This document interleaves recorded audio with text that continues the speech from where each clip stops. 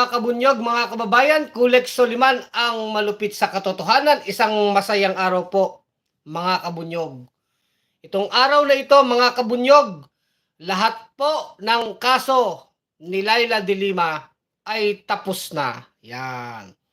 Ito po ay araw ng hustisya at pananaig ng katotohanan.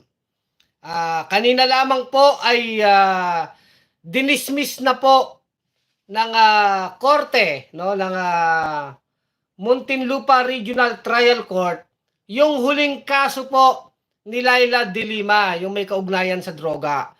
3 kaso po yan. Lahat po yan ay natalo. Itong prosecution, itong DOJ, natalo po at nanalo si de Lima. So lahat ng yan, yung 3 kaso na yan, acquitted si de Lima. Ibig sabihin, sinasabi po ng hukuman, mga kabunyog, mga kababayan, walang kasalanan si Laila de Lima. Yan ang pag-uusapan natin, mga kabunyog, mga kababayan. Napakasayang araw. Pakinggan po natin at habang nanonood kayo ay tawag dito, i-share natin itong ating vlog at pakinggan po natin itong statement ni Senator Laila. Haba pong nanonood, iniintay natin ang ating mga kabunyog ay patugtugin muna natin yung hymn natin. Hindi natin napapatugtog.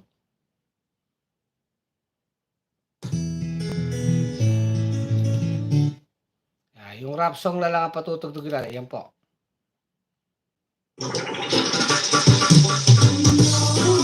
Wala ng salita na ang ibig sabihin dito ay ang pagkakaisa.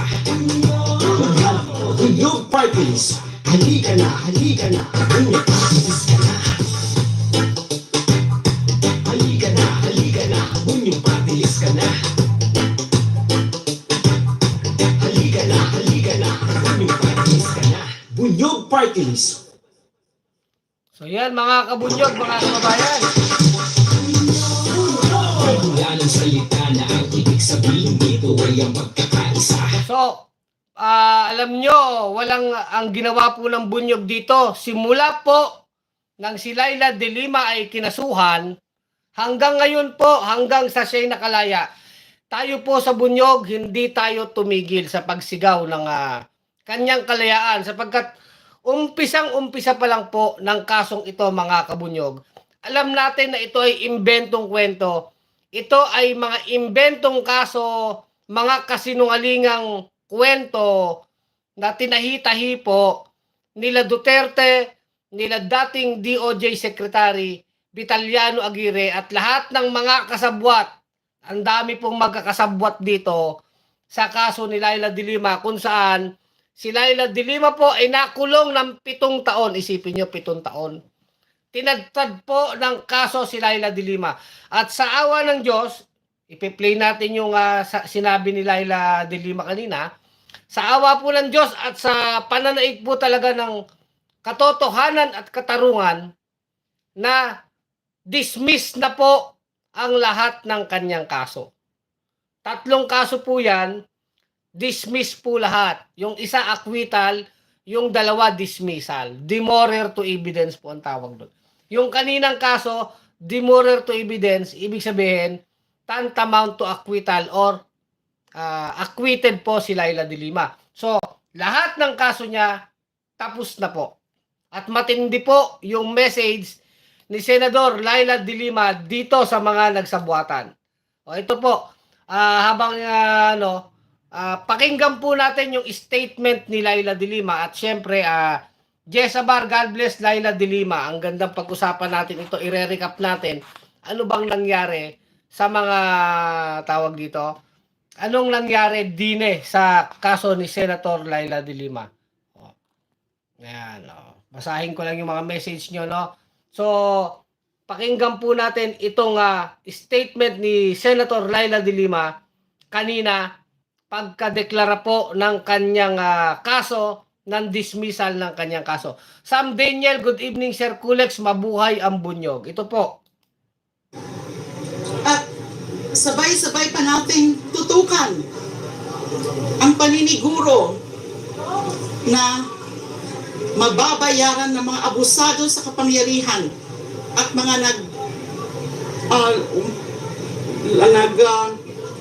umalipusta sa mga karapatang pantao. At ito po ang message ko sa dating Pangulo, kay Ginoong Duterte. Kayo ngayon ang mananagot. Matindi po matindi ang sinabi ni dating Senador Laila de Lima. Ito ang message ko sa dating Pangulo, sa dating Panggulo ng Pilipinas na hanggang ngayon nanggugulo pa. My word yun Ang sabi ni Senator Laila, ito ang mensahe ko kay Duterte. Kayo naman ang mananagot. Hahabulin po ngayon sila. Ayan na. Naalala natin nung panahong grabe po ang ginawa kay Laila de Lima. Saksi po ang buong mundo dyan. Kaya noon talaga ang bunyog. Bawat rally namin sa kalsada, bawat patipon ng bunyog noon, sinasabi namin, Free Laila Now. Talagang ganon. Naging simbolo po natin yan sa bunyog. Yung paglaya ni Senador Laila de Lima. Binantayan po natin ang kaso na ito. Nagpupunta tayo sa mga hearing niya. Nakikita natin noon si Laila de Lima pag bumababa po ng sasakyan at aattend ng hearing. Napakakapal na mga pulis ang kanyang bodyguard. Talagang gordyado po siya. Dumating pa po sa punto na nanganib ang kanyang buhay. Naalala niyo yun? Siya ay na-hostage ng Abu Sayyaf dyan sa PNP Custodial Center. May pangyayari po dyan Hinostage po si Laila de Lima. Inabot po ng ganon. 7 taon pong dinikdik siya. Siya'y ikinulong sa isang kasong wala siyang kasalanan sa mga imbentong kwento kung saan ang mismong nagtestimonya na ang mga apidabit nila, yung mga kwento, yung mga apidabit na pinapirmahan sa kanila ay imbento lang yon. Sinabi po yon ng mga bilanggo, ng mga preso na pinwersa, tinakot po kung ano-anong ginawang pamimilit sa anumang paraan dito sa mga bilanggo para pirmahan yung mga testimonya na nagdidiin po kay dating Senadora Laila de Lima. Yan po ang basically ginawa nila Duterte, nila Aguirre. At naalala pa natin itong walang yung butanding na si Roque. Nako, napakahaba po ng ating magiging vlog ngayon. Sa dami po ng kawalangyaan na ginawa. Naalala ko pa, tumatawa pa si Roque noon, sinasabi niyang si Laila de Lima daw ay mabulok sa kulungan, sabi ni Butanding Roque. Sa dahilang siya'y talagang humihimod ng puwet ni Duterte. O ngayon, Butanding Roque, sino ngayon ang mabubulok sa kulungan? Tingin ko, yung Tatay Kanor ninyo. Ulitin po natin yung statement ni Senator Laila ito po. Pantao. At ito po ang message ko sa dating Pangulo, kay Ginoong Duterte. Kayo ngayon ang mananagot sa mga kasalanan niyo sa taong bayan. Isa lang po akong biktima. Libo-libo mga Pilipino ang pinaslang nila nung nakaraang madugo at peking war on drugs. Maraming pamilya ang naulila. Yung iba nga hindi nga pinatay pero nabubulok naman sila sa mga kulungan dahil sa mali at baluktot na pagpapatupad ng batas. Isa po ako na nakadanas niyan na walang katuturang pagpapakulong. Sa mga sumusuporta po sa akin, huwag po kayong mawawala. Dahil pagkatapos ng 7 taon, mas handa po ako na ituloy ang laban. Yan, tuloy ang laban. So, sinasabi po ni Senator Laila, hoy, Duterte Kanor, kayong mga Dutards. Yung mga umalipusta sa pagkatao ni Senadora Laila de Lima. Tuloy ang laban, sabi ni Senadora Laila de Lima. Hindi pa tapos ang laban. Kumbaga sa nung una lamang sila Duterte, nag-imbento ng kwento, tinakot yung mga bilanggo, pinilit pumirma. Tas nung bandang huli po, isa-isang nadidismiss yung mga kaso.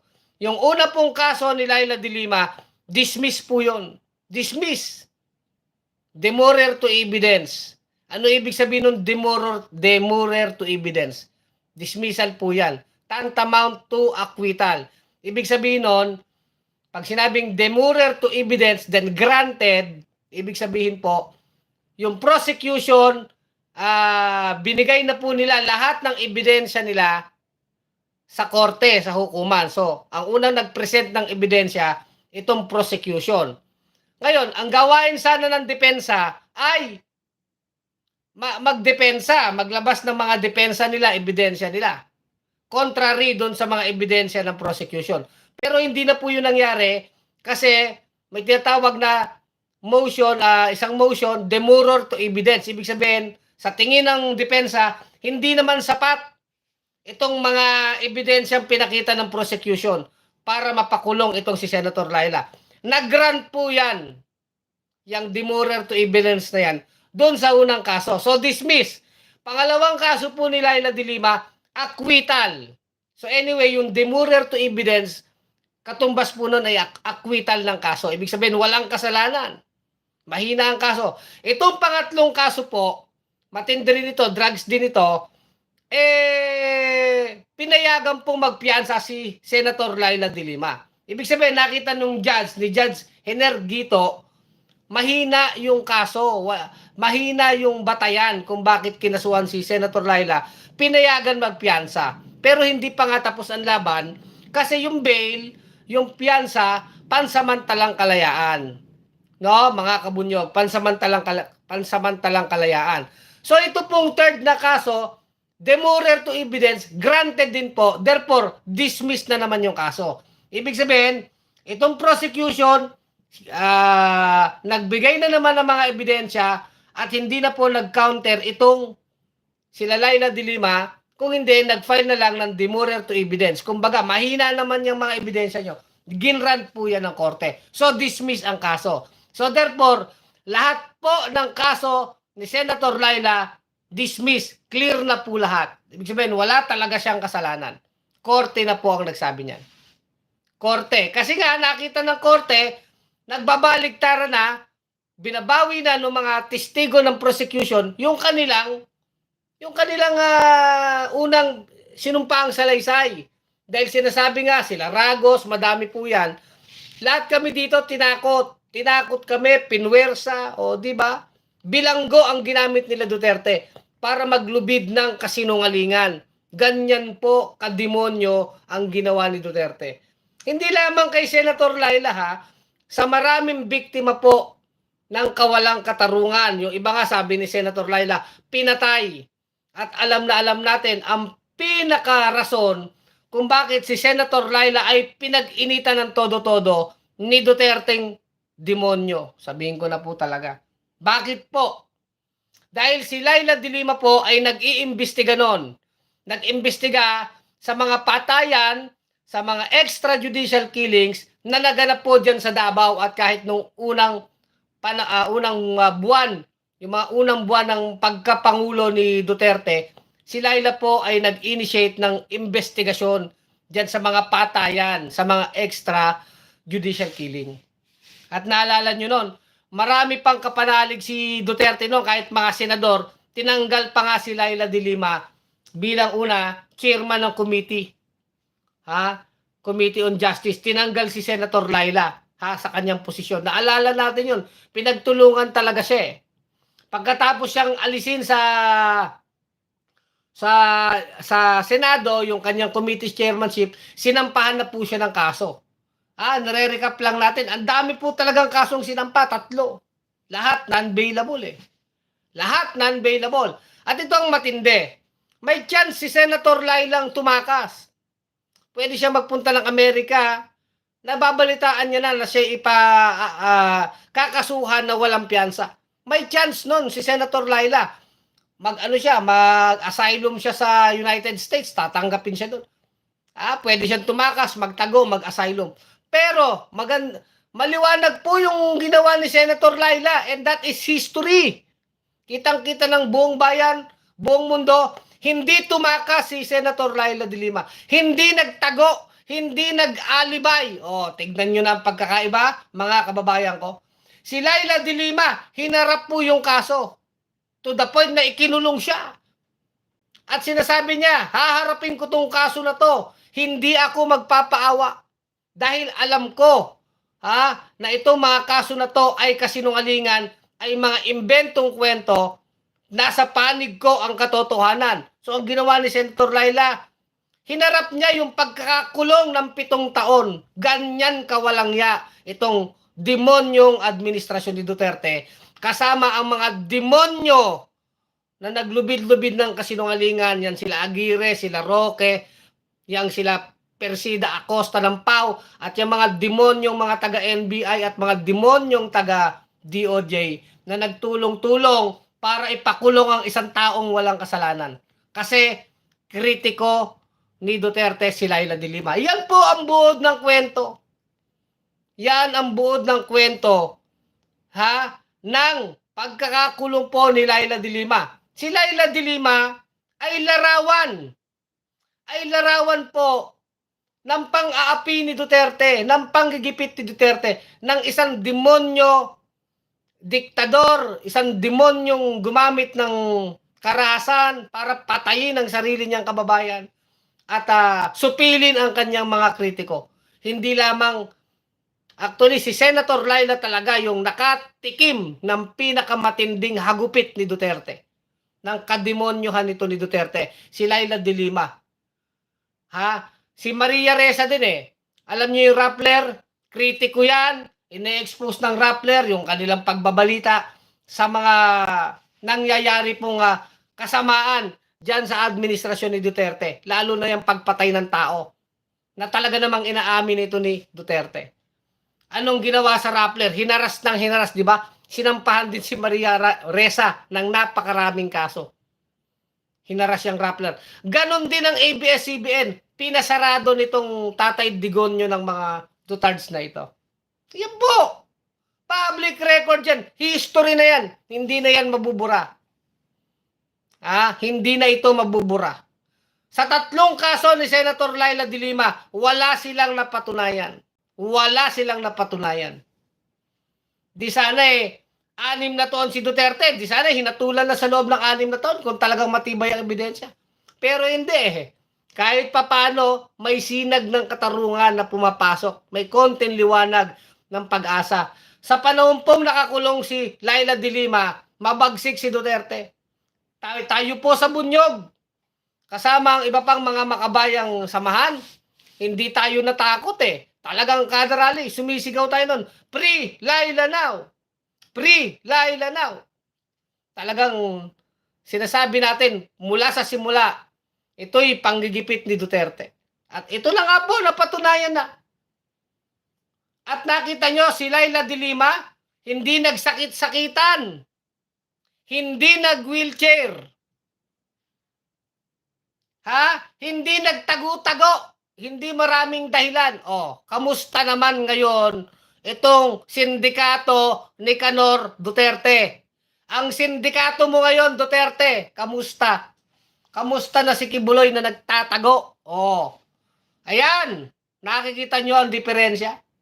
Si Laila de Lima, hinarap ang kaso, nagpakulong nga Hindi nagdrama-drama. In fact noon, bago pa itong kanyang mga dismissal na mga kaso, nung pagpasok po nung administrasyon ni Marcos, ang sinasabi nga noon ng DOJ, ni Boying Rimulya, ng DOJ, pwede ka nang makalaya, Laila. Ang grounds natin ay humanitarian. Kumbaga, humanitarian, yung writ of, I think writ of amparo ba yun? Gamitin mo yung speedy disposition of the case. For humanitarian grounds, mabibigyan ka ng piyansa. Bago pa yung nag-grant niyang piyansa noon. Sinasabi po ng DOJ nila Boying Rimulya, hindi nila ko-kontrahen. Pero anong ginawa ni Laila de Lima? Hindi siya pumayag. Kasi sinasabi po ni Senator Laila, hindi ako lalaya dahil sa awa. Ayaw ni Laila de Lima yon. Hindi ako nagpapaawa dito. Ako'y lumalaban. Ako'y nakakulong, taas ang noo, malinis ang konsensya. Buo ang prinsipyo. taas ang noo, buo ang prinsipyo, nakakulong. Pero hindi siya nagpapaawa. Pinapakita niya yung laban. At sinabi niya noon, kung ako mapapiyansahan, hindi dahil sa awa, wala akong utang na loob sa inyo, Boying Remulla. Kung hindi sa katarungan lamang. Kung ako mapapiyansahan, kasi talaga namang imbento yung kaso na yan. At kung ako ma-acquit, base sa katotohanan. Pawang katotohanan lamang. Walang politika, walang awa. Inilaban ni Senator Laila de Lima ang kanyang kaso gamit ang katotohanan. Yun lang po ang pinanghawakan niya. Sa kabila ng katakot-takot na hirap na naranasan niya. Hindi lamang po yung pisikal na pagkakakulong ni Senator Laila. Pisikal. Masakit na yan eh. Hindi ka nakakalaya, hindi mo nakakasama ang iyong pamilya, ang mga dati mong ginagawa, di mo na magagawa. Ikaw'y nasa rehas. At napakasakit niyan dahil wala kang kasalanan. Alam na alam niya sa sarili niya na wala siyang kasalanan. Yung emosyonal na aspeto ng pagdurusa, emosyonal. Yung emosyonal, yung nababalitaan niya, yung nanay niya may sakit. Di ba? Yung nanay niya may sakit. Tuwing Pasko, bagong taon. Bilang tao, yung nakukulong ka sa alam mong wala kang kasalanan. Talagang matindi po ang pinagdaanan ni Laila de Lima. At habang nakakulong siya, ito ang pinakamasakit. Habang nakakulong si Laila de Lima dyan sa PNP Custodial Center, dinudurog pa ang kanyang pagkatao. Bilang tao, bilang babae, dinurog pa siya. Hindi pa nasiyahan itong sila Aguirre, itong demonyong sila Roque, demonyong sila Duterte, hindi pa sila nasiyahan sa kanilang kademonyohan. Nag-imbento pa sila, gumawa pa sila ng peking sex scandal, sex video. Imagine, nakakulong na yung tao. Pinakalat pa ang sex video. Peke po, peke. Kitang-kita naman, edited yun eh. At si Laila de Lima, niyurakan ang kanyang pagkatao, niyurakan ang kanyang pagkababae. At marami dito mga demonyong Dutards tumatawa. Talagang ang haba ng sungay nila, oh. Diba? Ayan, yan ang ginawa nila kay Laila de Lima. Ha? Pagkatapos po niya, na-booking. O, na yung judge pala ay may kaugnayan doon sa isang abogado. Ha? Ni Pariñas, yung Pariñas na yan, patay na yan eh. Oh, patay na rin na yung congressman na yan. Isa yan sa bumastos, yung komite ni Pariñas. Pariñas ba yun? Kung sino man yun. Diyan sa... Kung sino bang congressman yun. Naalala ko dyan sa Mindoro. Patay na yon. Yan yung isa sa bumastos po sa hearing sa Kongreso sa pagkatao ni Laila de Lima sa kanyang pagkababae. Yung mga peking, nagtatatawa ang mga congressman doon sa peke na sex scandal. Tatak talaga ni Duterte, peking affidavit, peking kwento, peking sex scandal, peke lahat. Kasinungalingan. Habang nakakulong yung tao, binababoy ng binababoy ang kanyang pagkatao. Yan po ang totoo dyan.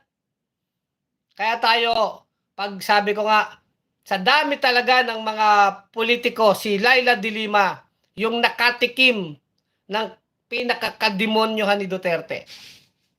Kaya nga, ini-interview si Senator Laila noon, sabi niya, nung nakalaya na siya, sabi niya, mapapatawad mo ba si Duterte? Anong sabi ni Senator Laila?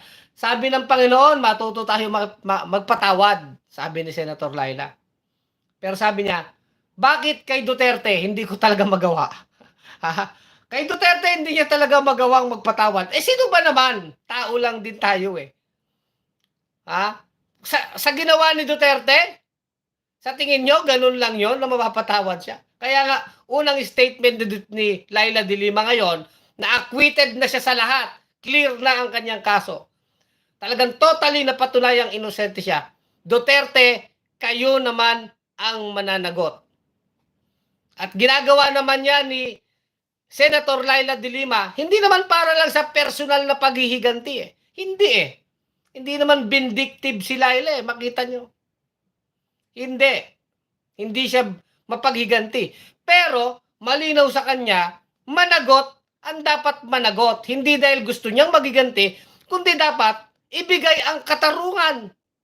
Sinasabi ni Senator Lala, mga pinagpapatay ninyo diyan sa war on drugs. Yung iba nga, hindi naman napatay, pero kinasuhan nyo na wala namang basihan yung mga kaso. Yan ang sinasabi ni Senator Laila dito kila Duterte. At sinabi niya po dito, tutulong siya sa ICC. Tutulong siya sa International Criminal Court. Kaya bilog ang mundo. Tignan natin ngayon ang angas nitong mga Duterte na ito. Naalala nyo ba? Talagang ako, ang dami ko pong naalala. Ang dami natin pwedeng sabihin dito. Ha? Sabi ko, isa ito sa pinakamatapang na tao na nakilala natin sa kasaysayan ng Pilipinas. Kung noon may Gabriela Silang, sa panahon natin, merong Laila de Lima. Matindi. Matindi ito. Kasi ito, alam niyang aarestuhin siya, walang piyansa, alam niyang galit na galit sa kanya si Duterte, hindi siya tumakas, hindi siya nagtago sa Amerika, hindi siya gumamit ng asylum. Hindi. Hinarap niya yung kaso talaga. Kulong kung kulong. Hindi nagpaawa, hindi nag-wheelchair, hindi rin kinampihan ng kung sino-sino mga Poncio Pilatong senador. O di ba Robin Padilla, mahiya ka nga.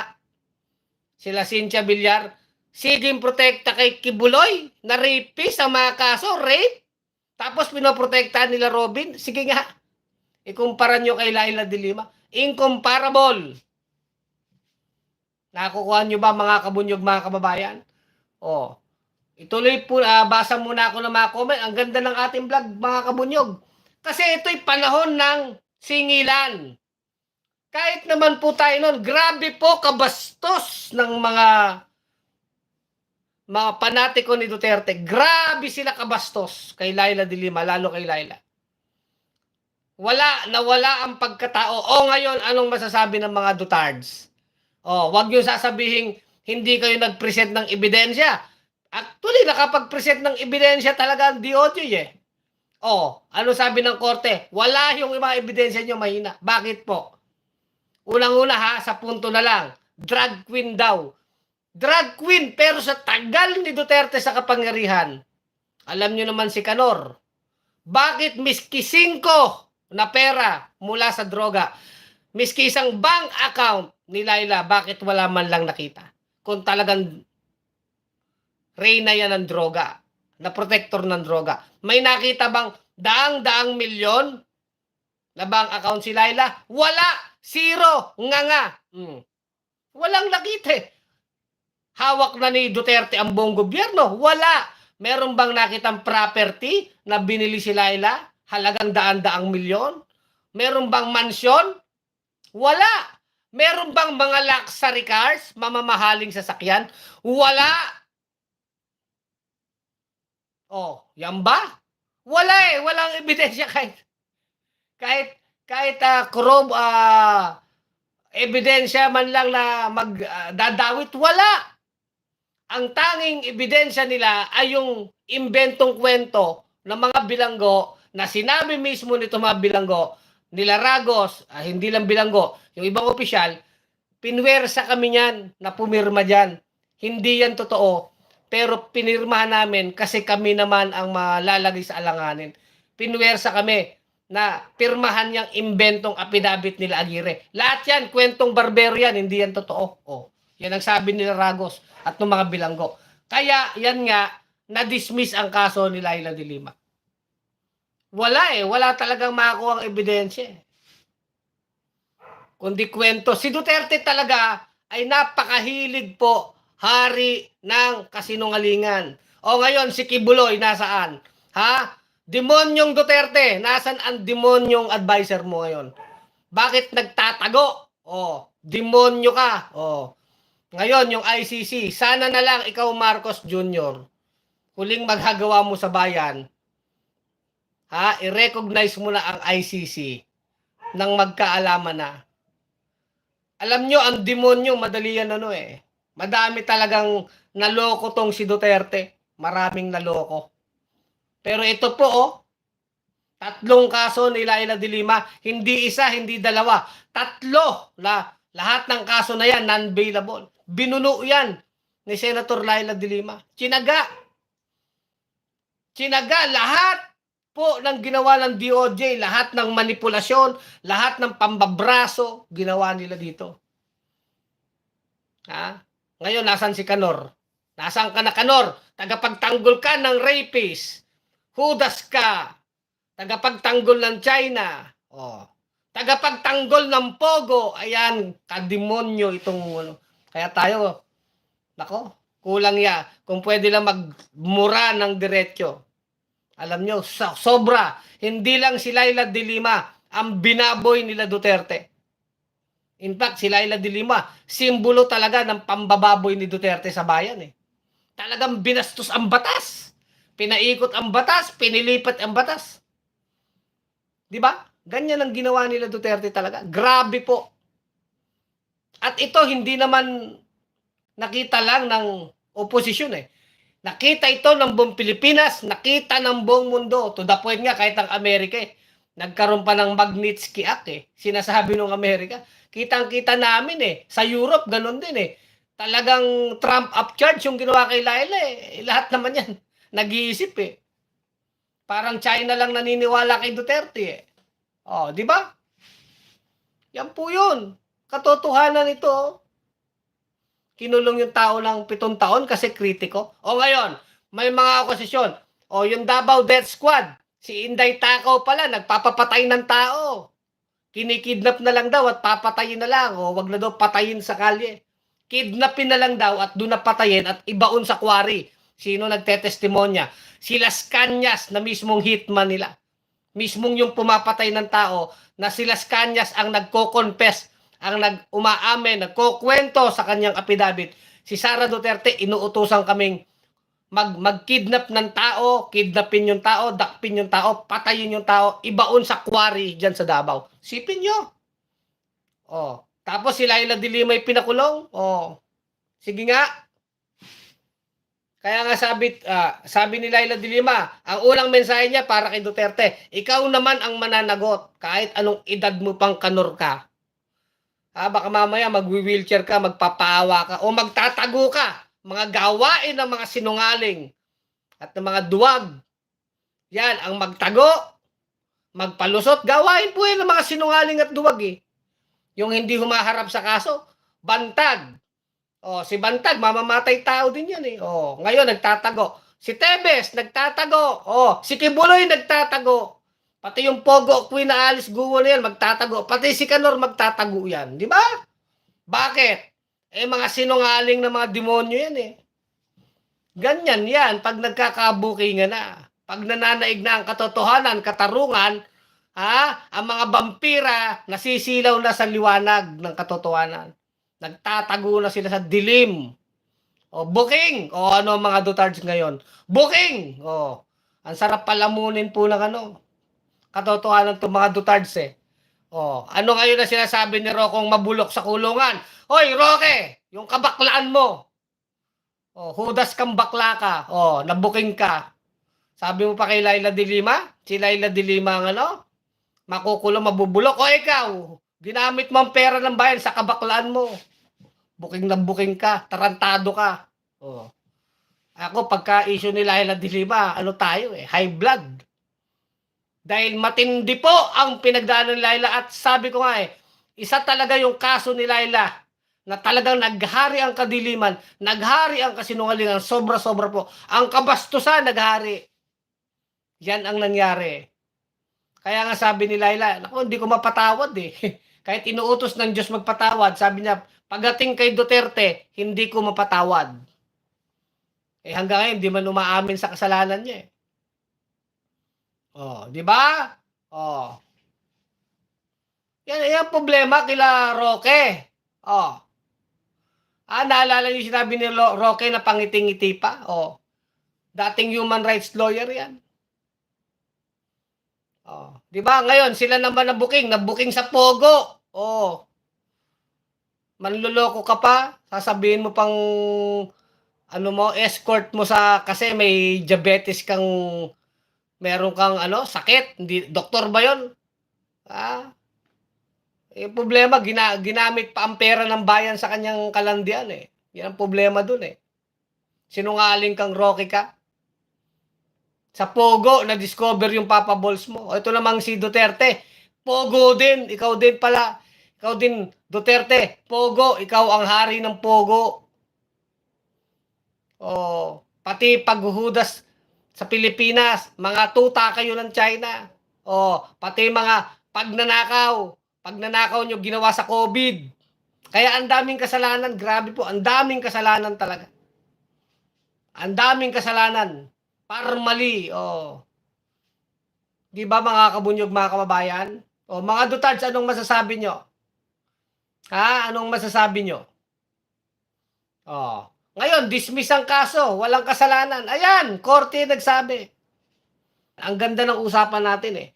Ang dami natin talagang pag-uusapan ngayon. Tungkol dito kay Laila de Lima, no? Talagang si Laila de Lima ay beacon of hope. Napakatapang, maprinsipyo, hindi umatras. Sa kabila na siya'y nakakulong, di ba? Binabalahura ang kanyang pagkatao, tumuloy siya sa laban gamit ang katotohanan. Hindi nagtago, hindi tumakas, walang alibay, hindi nag-wheelchair, hindi nagsakit-sakitan. O, di ba? Yan ang walang neck brace, di ba, Aling Gloria? Eh, si Gloria Arroyo nagde-neck brace eh. Yung pala, malakas pa sa kalabaw ang lalamunan. Nung naging Speaker of the House tong si Aling Gloria, sumisigaw sa House of Representative eh. Nung inahas niya yung pagka-speaker kay Alvarez, nung inahas niya na at nakuha niya yung pagka-speaker, wala na siyang neck brace nun. Sumisigaw na itong si Aling Gloria. Manloloko ka. Sakit-sakitan lang. Nagne-neck brace, di ba? Ganyan niya mga yan. Sabi ni Patrick, totoo naman ang ginawa ni Laila. Anong ginawa? Anong merong ebidensya, Patrick, ha? Wala. Nasaan ang ebidensya nyo? Marunong pa kayo sa korte? 3 kaso? Dismiss? Mismong mga witness na nga nila Duterte ang bumaligtad eh. Sinabi na ngang tinakot lang sila. Sabi ni Arlan de la Cruz, lagot ka ngayon, Digonyo. Digonyo na demonyo, demonyo na digong. Sana makulong ka na, Digong Duterte. Hintayin natin ang ICC. Sabi ni Divine, sabi naman ni Lilibet Eder Tamba, akala ko isa kang sa kanto nagngangawa. Nagagalit kayo sa pagnangawaan ni Kulex, pero ang kabastusan na ginawa nyo kay Laila de Lima. Di ba? Napubuking kayo ngayon eh. Paano yan? Acquitted. OFW Chronicles, tuloy lang, Kulex. Dami mo fans. Salamat OFW Chronicles. Nakikinig sa sermon mo, mga zombies ampeg. Mga zombies yan eh. Kaya lang, tinatablan din sila ngayon eh. Di ba? OFW Chronicles, itong mga zombies na DDS. Napahiya sila dito sa kaso ni Senator Laila de Lima eh. Isa-isang nadidismiss yung kaso eh. Di ba? Isa-isang nadidismiss ang kaso. Hindi mo naman sasabihin dahil sa politika to. Dahil si Laila de Lima, spokesperson ng liberal. Oposisyon yan. Hindi nga lang ang lang sa Marcos administration, hindi namamakialam sa kaso ni Laila. Hindi namamakialam.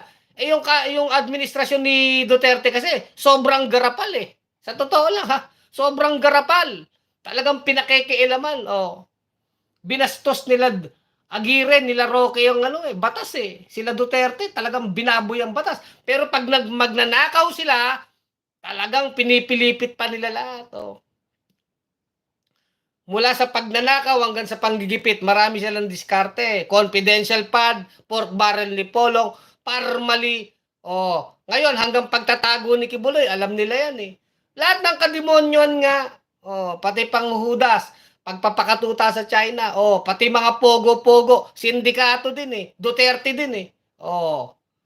Madedenay nyo ba mga Dutards? Kademonyon eh. Isa-isang nabubuking eh. Di ba? Sabi ni Iron Hide, wala na si Kibuloy.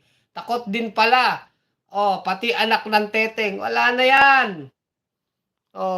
Yang si Kibuloy nagtatago eh. Bakit ka nagtatago? Di ba? Si Laila de Lima ba nagtatago? Oh, si Laila de Lima ba umatras? Si Laila de Lima ba nagdaydahilan na may sakit? Wala. Oh, si Gloria nagsakit-sakitan, si Enrile nagsakit-sakitan. Oh. Mga nagsasakit-sakitan pag nabubuking. Si Kibuloy nagtatago, si Bantag nagtago, si Tebes nagtatago, si Digonyo nagdadahilan sa ICC. Oh, si Bato nagtatapang-tapangan. Oh, susunod diyan magtatago na yung mga 'yan. Oh. Yan eh. Nabubuking kasi. Pero si Laila de Lima, palibasa, gamit ang katotohanan, hinarap ang kaso. Yun ang malaking pagkakaiba. Di ba? Oh. Di ba? Na-hostage pa yan. Oh. Sabi pa nga niya, nung na-hostage siya, ng Abu Sayyaf dyan, bilanggo din na Abu Sayyaf, na-hostage siya dyan sa PNP Custodial Center. Sa krami na po yan. Na-hostage siya. Oh, nung pagkatapos ng hostage, buhay pa si Laila. Talagang pinoprotektahan din ng Panginoon eh.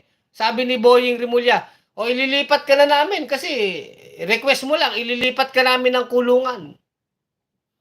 Para medyo safe ka na kasi na-hostage ka na dyan. Nagpa-special ba si Laila nung ino-opera nila Boying, ililipat siya ng kulungan? Anong sabi ni Laila de Lima? Okay na ako dito.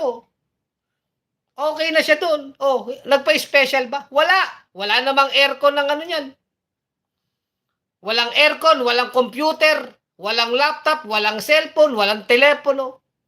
Baka ang meron lang kay Laila ballpen at papel pag sumusulat siya. Meron pag may mga isyong gusto siyang komentuhan, may ballpen at papel siya sa loob. Wala siyang aircon. Wala siyang laptop, walang computer, walang cellphone. Isang simpleng kama lang, electric fan. Yung CR niya wala namang tabo tsaka timba. Yun. Ang naging buhay ni Laila ng 7 taon. Si Gloria nung hospital arrest diyan sa veterans pa veterans hospital naka-aircon pa sa hospital, naga-garden pa may kaso yan. Electoral sabotage ba yung kaso ni Gloria? Pero nandoon sa veterans may sakit daw kaya naga-garden pa Naka-aircon Sipin niyo 'yon. Si Laila de Lima na hostage pa yan. Pero hindi nagpalipat ng selda. Hanggang nakalaya si Senator Laila, yun pa rin ang selda niya di ba? Makita niyo yung pagkakaiba? Yun yun ang katotohanan Nasaan na yung kibuloy ng mga dutards nyo? Akala ko ba son of God yung impacto na yan? Nasaan na yung son of God nyo? Nasaan na yung impacto na si Kibuloy? Wala na. Palibasa alam niya ng rape siya. Kasi harapin niya yung mga na-rape niya. Yung mga tao, yung mga bata na nagko-complain na na-rape niya, yan, haharapin niya yan. Di ba mga dutards? Yung Bantag nyo, nasa na? Wala, nagtatago si Bantag. Si Tebes, Yan ang nyo. Yan ang mga tatak ng mga sinungaling yan. Yung mga nagtatago na yan. Tatak yan ang mga talagang may ginawang katarantaduhan. Kasi ito nga example natin, si Laila, palibasa, walang kasalanan, nagsasabi ng totoo, hinarap ng buong ang kaso. Walang paawa, walang dahilan, walang alibay. Ang tanging depensa ni Laila de Lima, katotohanan. Yun. Katotohanan. Period. At ngayon, malaya siya. Nanaigang katarungan, katotohanan. Di ba? Hindi nyo naman masasabing sila'y makapangyarihan. Wala naman ang liberal sa politika. Wala silang kapangyarihan, di ba? In fact, unit team pa nga si Sara at si Marcos doon, di ba? Ituloy po natin ito sinasabi ni Laila de Lima dito.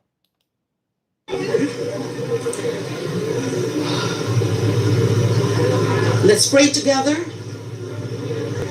Let's work together. Let's fight and win together. Let's fight and win together. Hindi pa tapos ang laban, Kanor. Nasa gitna pa lang tayo ng laban. Mga dutards. Hindi pa tapos ang laban. Makukulong ang dapat makulong. Sige, tuloy po, Senator Laila. tuloy ang laban. Ma'am, yung sinasabi niyo po na tuloy ang laban, does this mean that you are going to run for the Senate? No, I have no decision yet. What I meant by tuloy ang laban kontra sa injustices and sa oppression. Dahil ang dami nga po mga naging biktima ng injustice and oppression. Yun po ang ibig kong sabihin. What's next for Senator De Lima? Well, I'm still really adjusting sa buhay ko ngayon, lalo na ngayon na talagang balik ko siguro ako sa party. And in fact, this is such a meaningful time for me also because si Pinoy.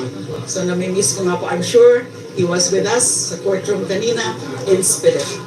How about sa ICC, ma'am? ICC. Tumutulong O, tinanong po ng reporter, how about sa ICC, ma'am? Tinanong si Laila De Lima po. Ito po ang sagot ni Laila De Lima tungkol sa ICC. Pakinggan po natin. ako dyan, tutulong po ako. And kaya nga po, yung naging mensahe ko kay Ginoong Duterte ay siya ngayon ang mananagot. Kailangan panagutin. Dahil wala namang nangyayari dito sa Pilipinas. Konting-konti lang yung na-prosecute at nako-convict nila. At nandyan ang ICC. Tumutulong po tayo. I've been saying that na handang-handa po ako na tumulong talaga sa ICC para makamtan ang hustisya ng mga naging biktima. Yan. Tuluyan laban. Tutulong siya sa ICC para sa hustisya para sa mga biktima. O, maliwanag. Sasamahan po natin si Laila De Lima sa kanyang laban. At laban ng bawat Pilipino, ang bunyog po. Basta katotohanan, basta para sa bayan, sasama ang bunyog sa laban. Tuloy ang laban. Yan ang mensahe ni Senator Laila De Lima na ngayon po ay malayang-malaya na dismiss na po ang lahat ng kanyang kaso. Ay maalala ko lang, si Sandra Cam nga na dutard nangihingi ng tawad kay Laila De Lima dahil nakasama ni Sandra Cam si Laila De Lima sa kulungan. Nakita niya na talagang si Laila De Lima walang kasalanan, di ba? Nagngangawa, nagiiyak si Sandra Cam, nangihingi ng tawad kay Laila De Lima na sinasabi talaga si Laila De Lima, biktima po ng kawalang katarungan. Gusto ko lang isingit yun, naalala ko, pati si Sandra Cam. So, makita ninyo talaga si Laila De Lima mula simula hanggang ngayon, hanggang sa wakas ng kanyang kaso, hindi yumuko, hindi naduwag, hindi umatras. Saludong-saludo tayo. Ito'y simbolo ng isang Pilipino na talagang napakatapang, tagos sa puso ang prinsipyo. Yung pagmamahal sa bayan, sa katotohanan.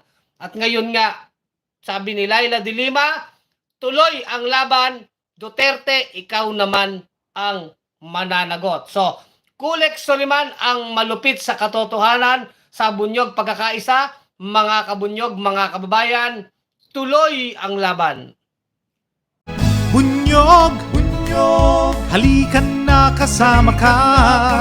Bunyog, kapag buklod ay may pag-asa. Luzon, Visayas, Mindanao, isa ang pananaw. Sa bagong Pilipinas ang bunyog isisigaw. Bunyog, bunyog.